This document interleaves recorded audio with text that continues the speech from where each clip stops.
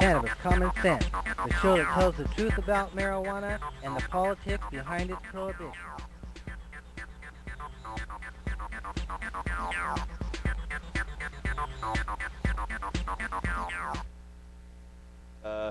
Got a good show for you tonight. Standing by in the wings, Mr. John Cornett's back and ready to sing some songs. How you doing, John? Very good. Right next to me is Casper Leach. How are you, Casper? Happy Friday. Fine, thank you. Cool. We have some video clips from our Hempstock Festival, and we'll be taking your phone calls if you have a question about ending adult marijuana prohibition, restoring industrial hemp, or helping medical marijuana patients, or about Oregon's Measure 91 that's coming up for a vote in about a month from now. Give us a call at 503-288-4442. But before we do that, before John sings, before we talk, we'll bring on our infamous Dancing Cannabis Leaf. Yay! I feel the force.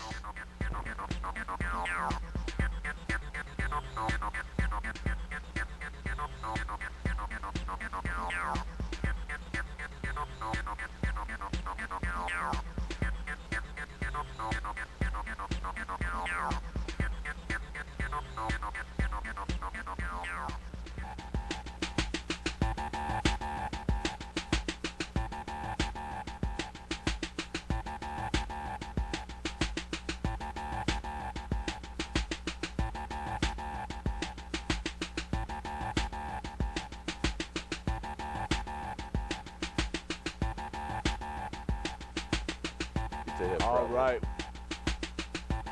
Burnett. Hey, John. This is by request. A little bit of nostalgia for the week.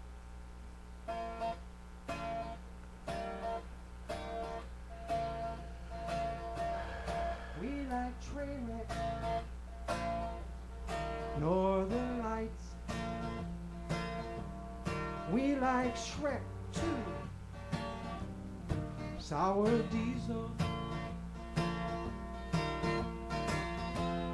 Life is good.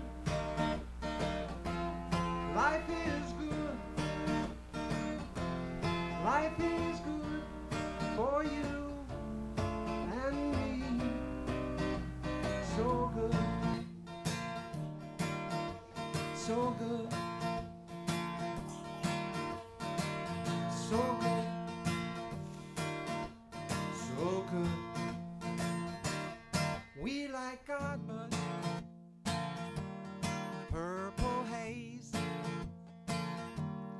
We like cheese too, Cinderella.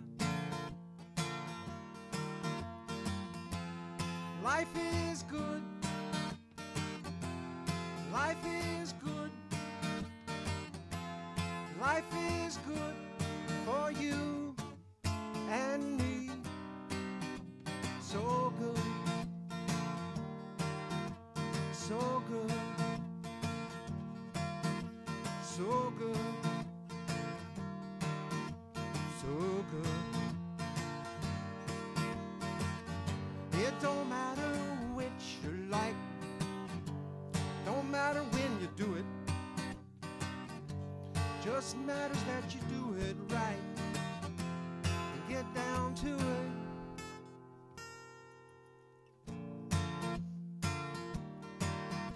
So good, so good, so good. We like train wreck, northern lights. We like Shrek too, sour diesel. Life is good. Life is good. That's right.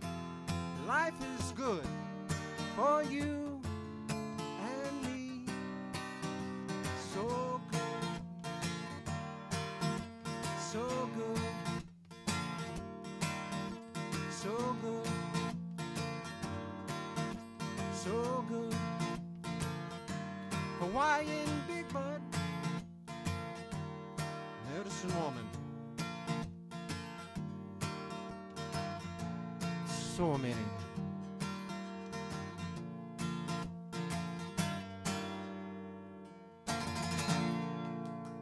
So Right. many. So good. That's Mr. John Cornett. Thank you, John. We'll have him back on at the end of the show. Welcome back to the show, Casper. Thank you, and happy Friday. Happy Friday to you, and happy Friday to you viewers out there. If you have a question or comment for us tonight, you can call us at that number there on your screen. It's 503-288-4442. That's 503-288-4442. We had our big event last weekend, the We did. Hempstock Festival. We had some ups and downs, but overall, it was a very good show. It had some fantastic speakers, some fantastic music, and a real happening. And didn't you feel the love from the police department, the way they just hugged the entire park? Yeah. I don't know if love is exactly the right word, but But they did hug the park, didn't they? you know, they did. I know is that a little video clip? I think they have it ready to roll in there. I got a chance on Saturday afternoon to address the crowd, and I kind of explained my perspective pretty well there. If they're ready to roll that, let's go ahead. And this was I got a chance to talk a few times from the two stages, but this was the first opportunity I had there on Saturday afternoon. So let's just go ahead and roll that. You know, this event is about ending marijuana prohibition, and we have a big vote to do that here in just less than 6 weeks. Now, we need to make sure everyone here is registered to vote. That means if you haven't had a ballot back in the mail sometime in the past year, you need to go over and register to vote. We're ready to do that. You just step right over to the booth over in the next section. Register to vote. Make sure you get your family and friends to register to vote. I'm going to tell you why you should vote for Measure 91, because it's much better, by far, than the initiative that is in effect now in Washington. You know, Washington's law does not allow you to grow any marijuana whatsoever. And if you have more than an ounce, you are a criminal. And so this law will allow you to grow marijuana in your home and possess marijuana that you've grown in your home. That makes it far superior by itself. But in Washington, they actually have 3 levels of taxation as well. In Washington, they tax the grower, they tax the processor, and they tax the seller. And in each stage along the way, that increases the price. And so this law will only tax marijuana once, and it's a set fee tax. It's $35 an ounce. That's just a fraction of the tax in Washington. The tax in Washington is about $350 an ounce. This is about 1/10 that tax. It's a lot less than the tax in Colorado as well. Also, you only have one licensing fee if you want to grow, you want to process, you want to make extracts, concentrates, you want to retail. Each business will have one annual fee of only $1,250, which is not chump change, but it's a lot less than the current dispensary law that we have, which has a $4,000 per location tax or an annual license fee. So I really see that marijuana will easily be selling for less than $100 an ounce, maybe in some cases half that. Now the tax on trim and shake is only $10 an ounce. So, and there's a one-time tax when it is purchased. So that's only $1.25 a gram. So we'll be seeing marijuana selling for $2 or $3 a gram. It will be very, very easy to see that happen. So cannabis needs to be cheap and plentiful, and this is the best bill yet to make that so. So, you know, I urge you again to vote yes on Measure 91. You know, there are a lot of businesses here and booths, and there's twice as many over on the other side. The only reason we're able to put this on is because they come and they help share the bill to be able to make this thing happen. So we need to support our local cannabis businesses. So I urge you to visit these guys, thank them, show them some love. If you see something you like, go ahead and buy it from them. But we need to support our local cannabis businesses. And this new Measure 91 will allow a lot of mom and pop businesses to spring up. You know, it will allow economic boom here in the state of Oregon and put us on the cutting edge of exciting new economic developments. You know, I know the only reason marijuana was illegal was because it was about money and power and greed.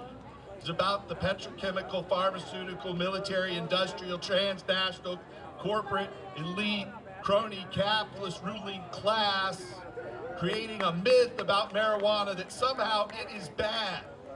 But we know it's not bad.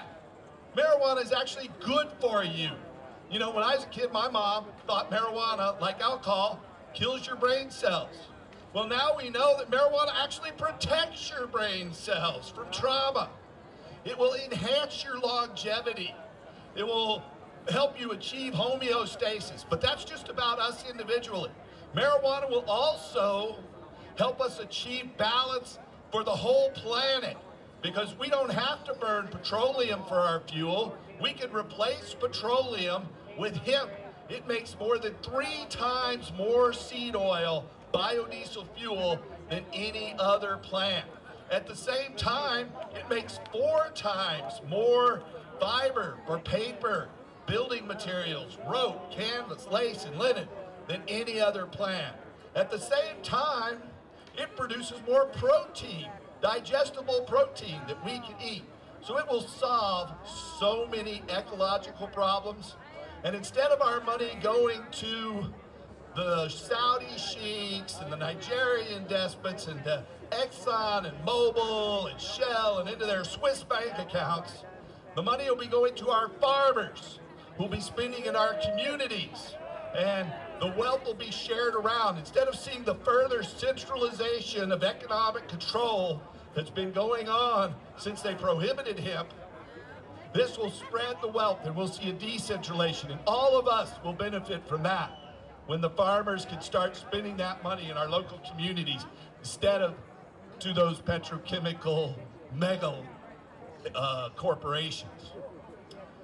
So we're going to have the next singer, as many of you might know, is Lucas Nelson and the Promise of the Real. They are an incredible band.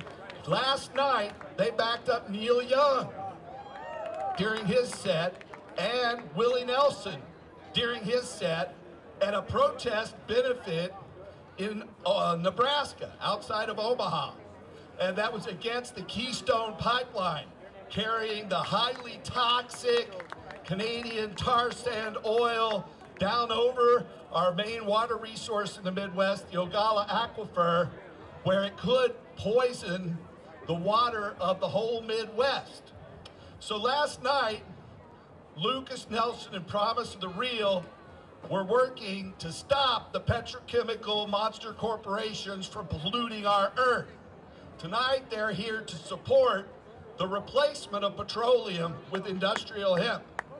And that is what we want to see, folks. You know, everything petroleum touches is toxified. Everything that, you know, when that Exxon Valdez dumped the load of petroleum in Prince William Sound 25 years ago in Alaska, it poisoned that whole sound for generations. If that had been hemp seed oil, it would have enriched the ecology. The birds, instead of being killed, would have been able to eat that and got nutrition, you know? So we need to replace petroleum, and hemp can do it. That's the real goal here. Remember, drugs are just a smokescreen. It's really about petrochemicals, and that's why they prohibit it, and that's why we have to legalize it. Again, I want to encourage you to support all of these businesses out here, and even the ones that aren't here. Support our community. Thanks for coming out and showing your support tonight. We have a great show for you. This band is hot. It's kind of, you'll see. So thanks for coming, and help us restore hemp. Night. All right. Well, that wasn't the first speech, actually. That was the last speech. I thought it was going to be the first speech, but Very nicely done. Very well said. Very practice well said. makes perfect, you know. It's almost as if you bumped into some guy by the name of Jack Terror Mayer. Remember him. Pretty groovy guy. I remember when I first met him, he was he'd written just a comic book. He hadn't written his book, The Emperor Wears No Clothes, yet. He had yet to write the CMI white paper. He wasn't talking about hip. No, He was just talking about mushrooms and snow and other white things. So that was Jack then, but he became a real proponent for industrial hemp over the ages. I first met him in 1982. He moved up here to Oregon at the same time I did in 1984, and he needed a place to write that book. So I had a house with no kids. He had 3 little kids at the time. This is back when cut and paste meant scissors and glue, before anybody had a computer. And so I was happy to give him a place to help put that book together, and I did some research on it, and I had never dreamed how it would become as famous as it has. I remember Captain Ed Adair saying when he first met Jack, he couldn't believe Jack was a hemp activist because he came in wearing nylon suit, and he had nylon hat, and he had nylon socks, and yeah, he just really, are you really a hemp activist? You know, when I first met him, his main job was selling.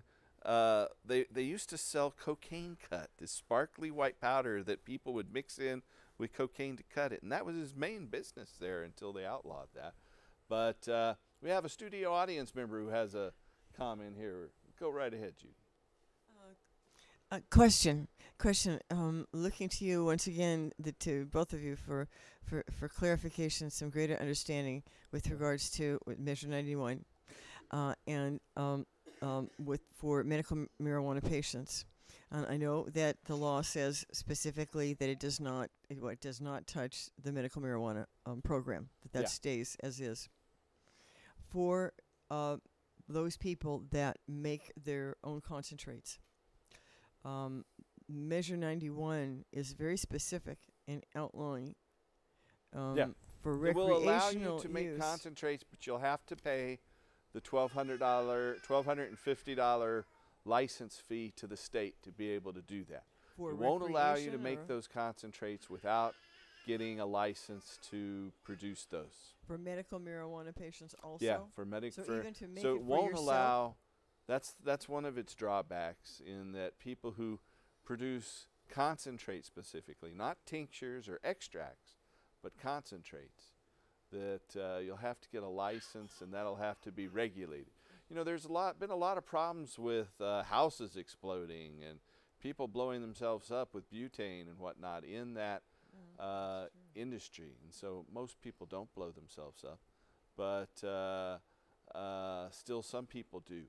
And so this doesn't definitely stop that, but it won't allow people to make concentrates without getting that commercial license and having it regulated. So that is one of the changes, probably the only real change for medical patients. Outside of that, I mean, you know, anybody will be able to grow 4 plants and have 8 ounces, but if you want to have more than 4 plants, you can get a medical marijuana permit and have 6 and have 24 ounces instead of just 8 ounces. So that'll be the major change there. Do you happen to know what what the bar is, what the requirements are to obtain a commercial license? In other words, what are the qualifications? What do you have to do or be approved?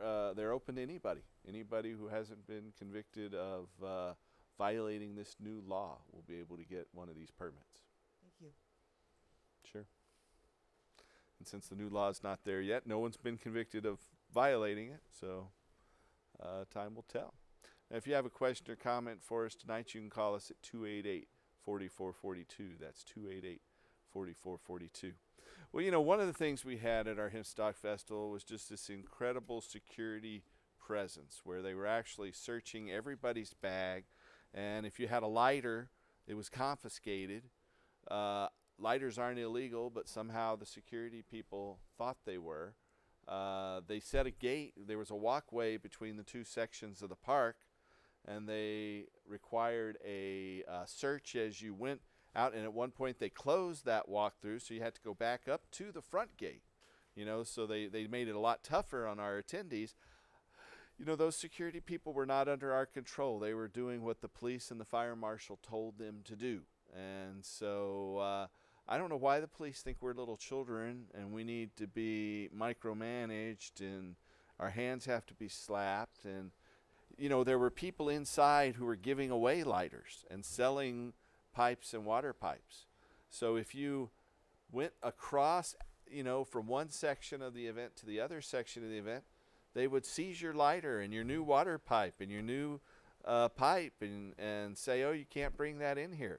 I would say our attendance was down 90 to 95%. Last year we had about 80,000 people at our event. This year we had about 8,000 or 9,000 people at our event. I would say out of the people who braved the media reports and came out and tried to get in, more than half decided at the gate not to come in because of the level of security in that search. It went way beyond what any other event in Portland has. And, you know, they forced us to pay these security people. We were paying at a rate of over $1,000 an hour to have them there. You know, we paid $25,000 for that security, and the city mandated that and mandated that they impose these rules. I didn't like it. I don't think we should be subjected to that. I don't know why they think lighters are illegal. I don't know why it was obviously, I know why actually. It was an attempt to suppress our event and suppress our community. Even after putting us through all this security, the police complained that there were people selling medibles from their booth. Even though we supervised it and made everybody sign a contract, the police said that there were certain booths that were selling medible products. And the police were trying to build a case to stop us from having our event again in the future. Well, and so we're not going to stand for that. We're going to have our event again in the future. We're going to be back at Waterfront Park next year. And hopefully with the passage of Measure 91, we can have designated cannabis use areas like we had in Seattle this year. But, you know, even though they had designated cannabis use areas in Seattle, they didn't enforce that. People were consuming cannabis everywhere there. And they always have. The police actually lied. The Portland Police Bureau lied numerous times in this process and said Seattle doesn't allow any public smoking. And that, you know, you and I, anybody who's been to Seattle knows that's not true. But the police said it was true to the city council and the mayor and the parks department. You know, the police there are a certain number of police that are corrupt. And they depend on, most police back us. Most police are our friends. Most police I talk to say, I want to see Measure 91 pass. They wanted to see Measure 80 pass 2 years ago because what I'm told by the police is they never go to a violent incident about marijuana the way they do about other drugs. They never go to a thief who's stealing things to get their marijuana. And the only police who are really against marijuana are those who have a history of corruption, who take our marijuana when they seize it and sell it on the black market. And that happens most of the time. Most of the time when they go in and raid a grow house, that marijuana doesn't sit in that locker for long. It's taken out and sold by those police to back up their pensions and for their private profit. That is the worst thing about marijuana prohibition and these forfeiture laws, is that it leads to this blatant open corruption. And there's that protection of those officers by the other police in some cases. Well, I would like to make a couple of points if I could. I noticed that when we went into the parks, as you said, they were searching your backpacks to make certain that you didn't have any fluids like water or pop or milk to go in there, and that you didn't take any food in there with you, and of course weapons and, as you said, smokables and lighters.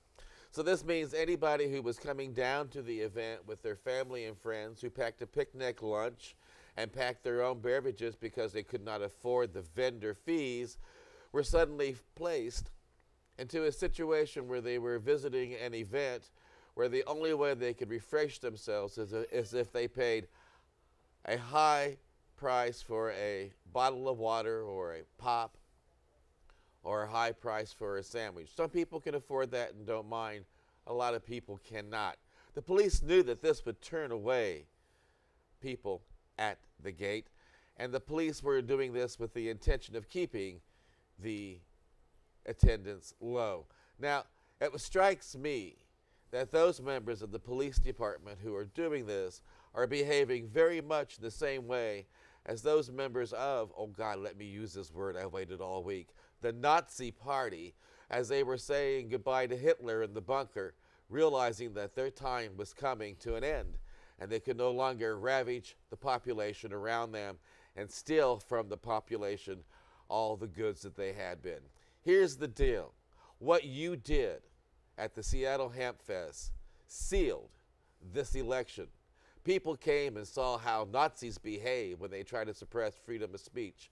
People saw your behavior when they were trying to bring in just food for their kids and beverages for themselves, because you're so afraid of saying goodbye to the war on drugs, so that through forfeiture you can't shake down the community, and through forfeiture you can't line your pockets. Here's the deal. You're going to have the courage now to go out and solve problems that are pertaining to real crime instead of attacking marijuana users. It was sick and sad to see members of our police department not allow members of the community who had a legal license from this state to utilize medical marijuana at a medical marijuana event, an event to celebrate marijuana, at the same weekend when they had a beer event in this town and people were able to drink. It was a half people mile were able away. to drink and celebrate and enjoy beer at that event.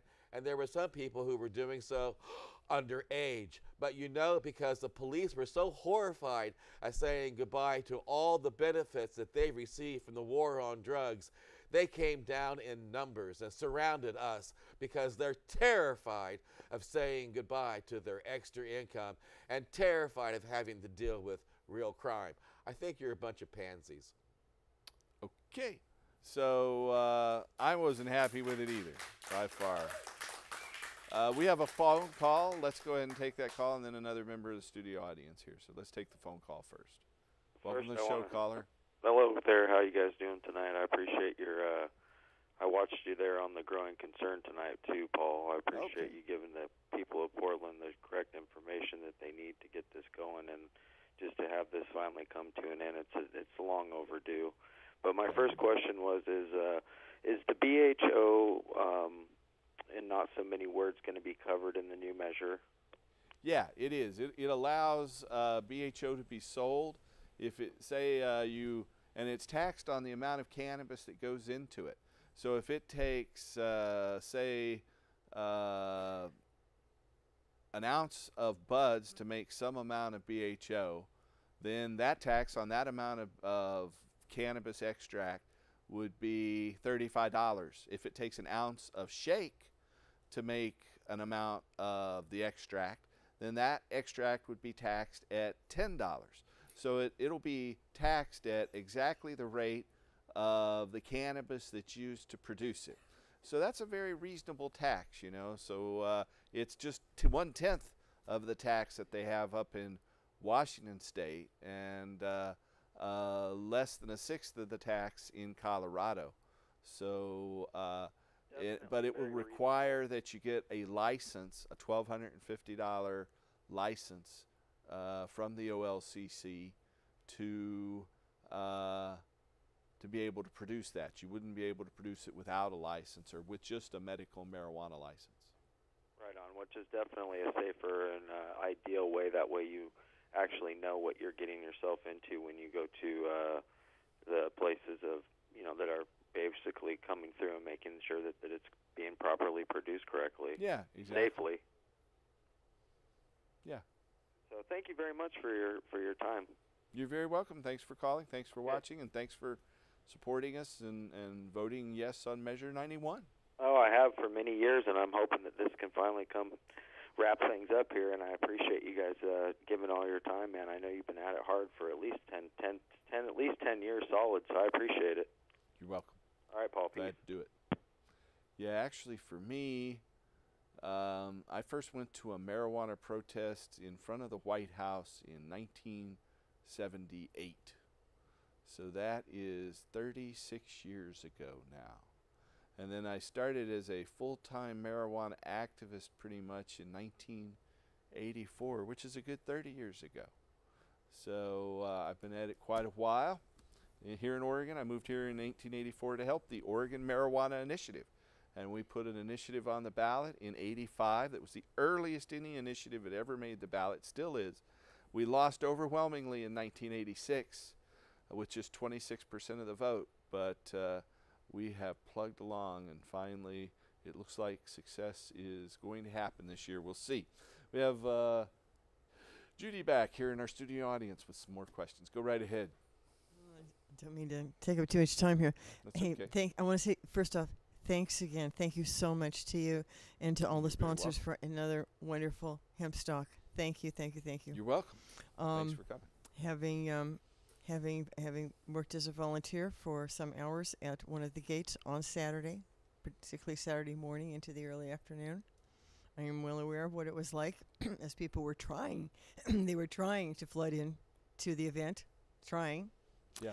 My question is this. How many, you were at the gate, so how many people would you say came to the gate and turned back? Was it 50-50, or do you think it was more than 50% of the people that gave up at the gate? Because I don't know. I would say I'm not entirely sure. I would say that I was seeing at least 25% early on. But as there were really hordes of people that were trying to make their way, happy people that were trying to make their way into the park, I was becoming more and more overwhelmed with just trying to assist with the situation, as I had been asked to do as a volunteer in a minimal way, but also to field questions, because I had people coming to me asking me questions that people should never have to ask. Simple things like, I'm a diabetic. I've got my kit in my bag that I need to keep with me. Can I take it in the park? Should be able to. Why should they even have to have asked that question? Exactly. And why did they feel that why would anyone feel so intimidated by a situation where we should never have had to feel that, but did? I personally didn't, but maybe that's because I'm old and angry. But what I want to know is I'm not. We don't even live in Multnomah County, so nobody cares about where my vote is or isn't going. But I do. Who do we protest to about this outrageous behavior? Outrageous. The city council. I would direct your communications to the council member who's in charge of Parks and Recreation and the mayor. So that is Amanda Fritz. Amanda Fritz has a terrible tragedy in her life. Her husband died just a couple of weeks ago in a tragic car accident. And our condolences go out to her and her family. But she is the person designated in charge of Parks and Recreation. Then the mayor. The mayor backed us incredibly to allow us to have this event. The Parks and Recreation's department and the police bureau had both said we couldn't have the event again because gas. Amazing. There was marijuana smoking going on at last year's cannabis hemp stock event. But I would urge you to contact the mayor and the city council for the city of Portland and urge them to lighten up and realize we're not the enemy. We are not children. We don't need to have our hands slapped. We don't need to be hyper vigilantly scrutinized. We can even use marijuana. The only thing they have to fear is fear itself. I like what Ed suggested on the program the other day. You need to get a hold of the ACLU and a private lawyer, file 2 lawsuits. One for freedom of speech and disrupting a political activity, which is what this was, and silencing a political group, and make that a multi-million-dollar lawsuit against the city. And then another lawsuit on a business level because the police department and those in charge of this making these decisions made it impossible for you to move forward with your business. We spent over $20,000 just in fees. That's right. So we spent over $20,000 US on park fees, $16,800 for the final fee, $2,500 for the sound license. Altogether, well over $20,000 Plus the inconvenience of people to be able to coming use in that and park. traveling in and out. 2 multi-million-dollar lawsuits might wake these people up. I would bite them in the ass if I were you. Well, if you're an attorney and you're interested in taking a lawsuit like that on, give us a call. You know, you can call us at 503-235-4606. That's 503-235-4606. Also, if you want to get involved in our movement to end the prohibition of marijuana, restore hemp, you can call us at that number as well, 503-235-4606. We have a telephone caller who has been standing by. Welcome to the show, caller. Hi, Paul. Howdy. Jasper, that was a great one. Those lawsuits, that sounds like a wonderful. Thank you. We'll Listen, see if we can Paul, find a lawyer I'm who's in a willing to do dilemma that. here. This is Kim. I think Howdy. you know who I am, but I'm in a dilemma here. You know, I was putting out, trying to get, signatures for your ballot measure. Thank you. And that didn't happen. No, we didn't have the millions of dollars of support that came in from the DPA to suppress us. It sounds terrible about, what's going on. You mean they did that for your bill? Well, I support Measure 91. There's no sense in going back over spilt milk in history right now. They didn't support us back 2 years ago. We could have won the election 2 years ago with about $200,000. Yeah, I know. I think they've spent at least $3.5 or $4 million in this campaign. They didn't want to help us then. At least they're putting the money up now, so I can only be grateful for that. Okay. And I understand just getting anything in there. There's a couple points that bother me, several points that bother me about the measure, and that's that more of our police resources are going to go towards the kids in this. That's where the police resources can go, right? That's not good. There's a good portion of it does go to law enforcement. Right, and they're going to nail the kids. Yeah. That's the real tragedy too. Is that kids will still be felons under this bill. We'll have to do some changes down the road so that kids aren't saddled with criminal records. This doesn't change that, unfortunately. This is terrible. Our initiative, which did not make the ballot this time, but made the ballot last time, would not have done that. People under the age of 21 would have simply had a $250 civil fine rather than any kind of criminal record. And let me ask you this, Paul. If it doesn't pass, 91 doesn't pass, we'll still just have medical cannabis? Yeah. As we have now. Medical cannabis will remain. We'll have our dispensary system that the legislature implemented. But I think this is going to pass. I really think it will. And that's going to be a big step ahead. It'll put us way ahead of Washington and Colorado. And, the law is fluid. We'll be able to change that through the legislative process. And if there are abuses, we can change those through the initiative process as well.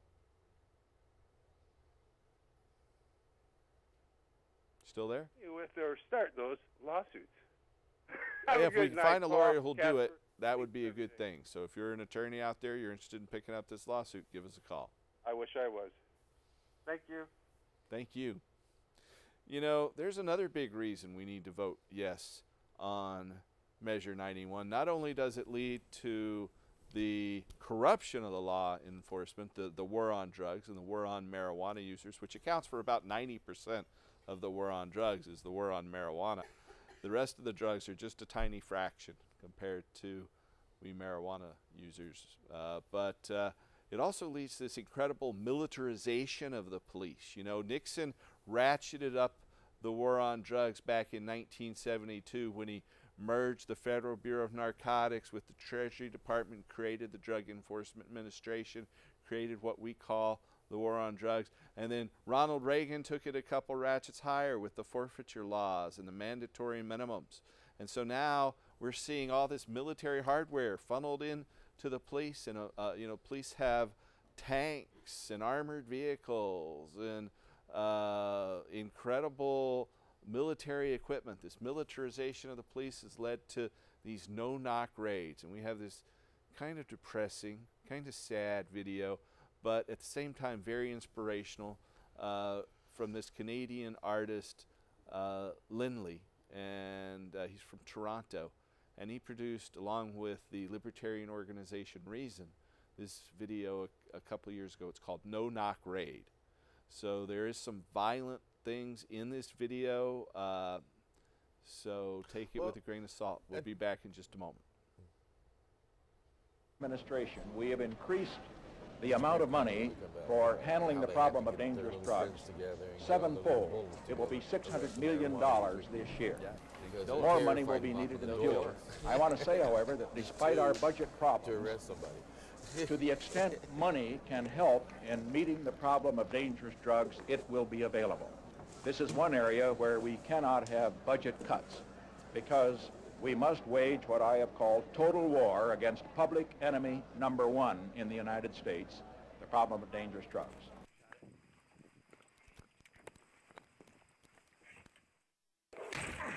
It's a no-knock raid, don't be afraid. We'll shoot your dogs in front of your kids, 'cause we are the SWAT. We're here for your pot and all the cash that you've got. We are adrenaline junkies taking orders from the top.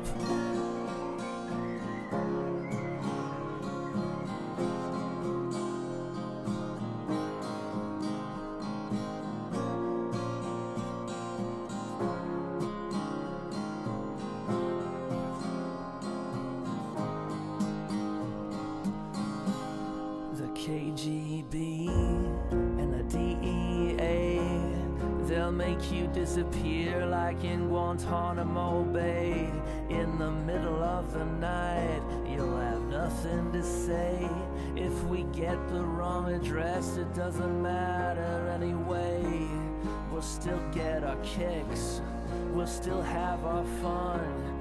Yeah, we are the SWAT, we are adrenaline junkies till the drugs are all gone. It's a no-knock raid, don't be afraid. Paramilitary police state on parade.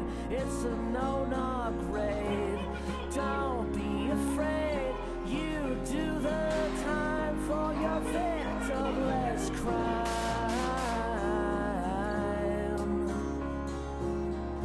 It's a no-knock raid.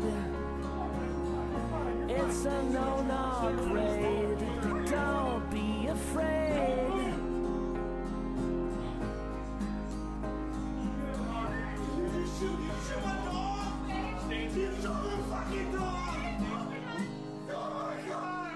This is a war, and this is your fate. We are the face of your new police state. We are the law, and we've got the guns. Statutory power, mandatory minimums. We are the SWAT, we're here for your pot and all the cash that you've got. We are adrenaline junkies taking orders from the czar. It's a no-knock raid, don't be afraid. Paramilitary police state on parade.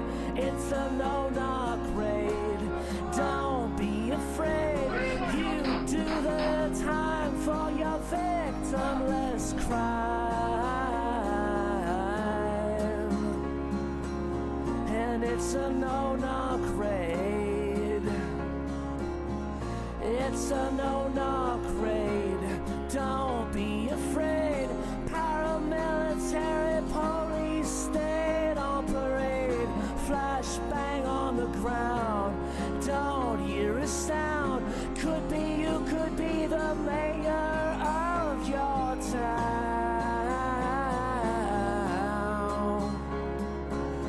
And it's a no-knock raid. It's a no-knock raid, don't be afraid.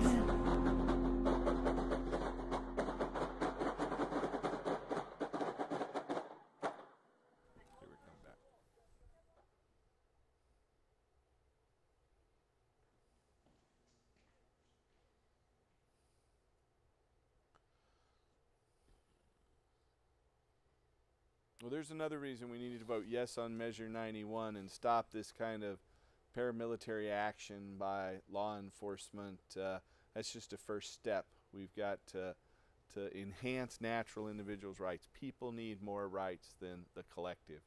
And that's another thing we may address through the initiative process in the coming couple of years. Time will tell. Anyway, if you have a question or comment for us tonight, you can call us at 503-288-4442.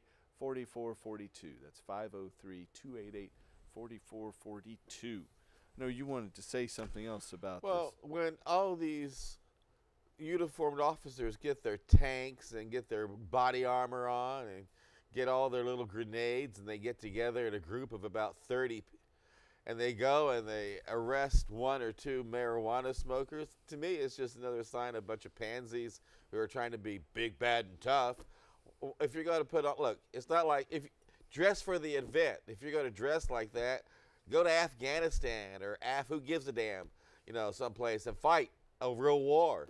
But if you're going to, remember, we are your bosses. We are the taxpayers. So if you're going to come into our homes and arrest us, don't come in like you're in Afghanistan getting ready to kill a terrorist. Why don't you come in and act like you're going to arrest a U.S. citizen and you're not afraid of us? In that last scene in that video, they rushed into a man who was asleep on his couch. He'd just gotten done with a 16-hour shift and shot him 25 times while he was asleep. And they showed that mayor who has been shot. They said it was an accident. I find it hard to believe they went to the mayor's house by accident.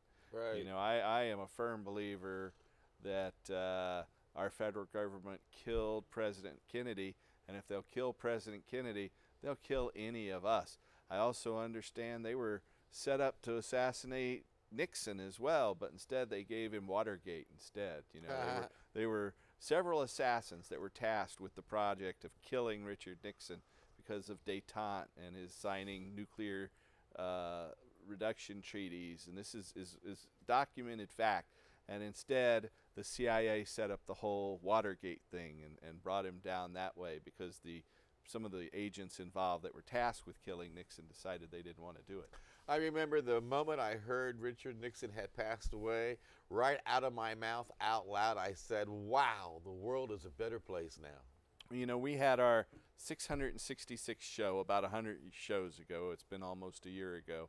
And I said the most evil person in the history of marijuana prohibition was Richard Nixon, because not only had he started the war on drugs and lied about marijuana, he killed 1.5 million people in Vietnam with incredible bombing raids, and he was just not a very honest guy overall. But at the same time, there were agents in the government who wanted to kill him because they didn't like what he was doing economically. He wanted to cut the oil depletion tax, or tax credit. General Westmoreland has testified that Nixon kept that war going longer than necessary because it benefited Nixon in the election. And that is the reason why, as you say, those men died. They also reached out to North Vietnam during the election and urged them to not make a deal with Johnson and Hoover, and instead wait for him to get in there, that he'd make a better deal for the North Vietnamese. But then, of course, he didn't really do that. So I think we're being given a hint. Oh, there's our hemp flame of freedom. This is a little hemp flame in here with hemp seed oil. This is the reason marijuana is illegal, folks, because it will make oil that will run any vehicle. You can just pour hemp seed oil right into any diesel engine with no conversion to the engine, with no processing to the hemp seed oil, and turn the key and it will start the engine. It runs a little better if you mix a little bit of alcohol in there. It burns a little hotter and that makes it better. But it will run a diesel engine with no conversion. So we can see the main reason marijuana is illegal is really the petrochemical, pharmaceutical, military, industrial, transnational, corporate, elite, crony, capitalist ruling class. They gave us the marijuana myth, and it's time to vote them out and vote yes in favor of this Measure 91 and put Oregon at the cutting edge. You know, at the same time we're voting on marijuana legalization here in Oregon, they're also voting on it up in Alaska, and quite ironically, in Washington, D.C., and they're voting on medical marijuana in the state of Florida. So you can see we have several choices among us, but Oregon is really the biggest state that will be voting on marijuana legalization this time around. We're going to be drawing some international attention. I've already been contacted by the Danish media about it. So, and this weekend I am off to the Great Midwest Marijuana Harvest Fest in Madison, Wisconsin. About a couple hours after the show, I'll be on a red-eye flight flying to Madison, Wisconsin. Now, I first went and spoke at the Great Midwest Marijuana Harvest Fest back in 1989, 25 years ago. I went and spoke at that, and I spoke there in 1990 and I think 91 as well. Your life is just a piece of cake. You go and party with your friends in Seattle, then you come back here, party with your friends in Oregon, then you go to Spain and party with your friends there, and you come back here. And I party with you. And you party with us, and then you go party with Willie Nelson in Hawaii, and then you go to the Midwest. Gosh, your life, it must be great being you. I like it. You know, what can I say? It beats some of the alternatives at least. Yes. You could be Eric Holder. Gosh, golly. He just retired, right? Right. Hi, Eric. Let me use a word that you don't like. Contempt. I meant to say that in a Fast and Furious way. Well, you know, Casper, I know you are busy trying to build your media empire as well. And so I wasn't always able to travel this way. It took some work and support and being able to help people and give them a valuable service. And so we've been able to help people all across the United States. They flew my wife and I, this group, the ExpoGrow.net, flew us to Spain for the second year in a row. They paid for my wife and my plane ticket and put us up at a hotel. So I'm grateful for that. I got to hang out with Mark Emery, who just got out of jail just about a month and a half ago. So it was good seeing him and his wife, Jody Emery, there in Spain. That was their first trip since he was able to get out of jail. He calls that period of his life being on an activist holiday. I see. Activist He holiday. definitely has a positive attitude about that. He made good use. He learned to play guitar, he says, and other things. But you're trying to build a media empire. This is your chance to inform the viewers who may not know about the Time for Hemp radio network. Well, good golly, we have a great Miss team Molly. of people that come together every week to bring you all the reasons why it's important to end prohibition. We have people like Judge James Gray, and we have Ben Swan, and Paul Stanford and myself come onto the network each week and put together programming that is designed to be utilized as an educational tool in your communities so that you can help educate the people around you about the need to end prohibition. There's also lots of great music on the network to enjoy, because without the great music, the message is kind of dull, and we know that. And there's a lot of musicians out there that are working diligently to end prohibition, and they're very talented, but instead of going after the Billboard Awards, they're going after something more valuable, and that's the freedom of those who are behind bars. So if you're looking for a way to bring information to your community about how important it is to end prohibition, not just on marijuana, but on all drugs, please make it a point to go to timeforhemp.com and share us with your friends. And thank you for the shameless plug.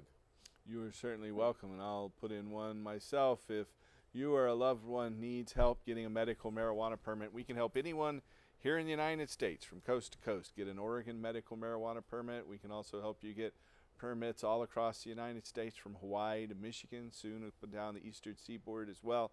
If you need help finding a doctor who can help you obtain a medical marijuana permit, then give us a call. There's the 800 number for anyone around the country. You can call 1-800-723-0188. That's 1-800-723-0188. Or you can call us locally here in Portland at 503-281-5100.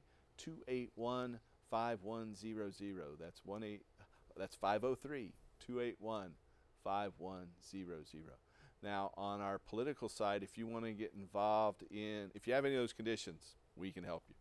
But on the political side, if you want to get involved in the movement to end adult marijuana prohibition, call us at 503-235-4600.